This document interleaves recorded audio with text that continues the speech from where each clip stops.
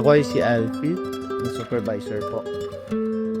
Si Alfred at food delivery rider. Marami sa mga Pilipino hinahanap natin yung mga foreign investor kasi magaling talaga sila. Mahusay sila sa negosyo pagdating sa Pilipinas.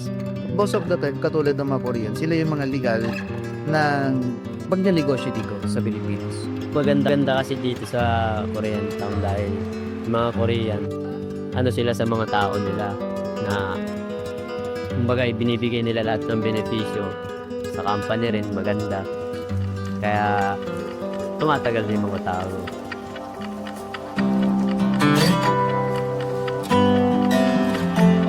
Ang Hangul ay, kumbaga tayo mayroong Filipino alphabet.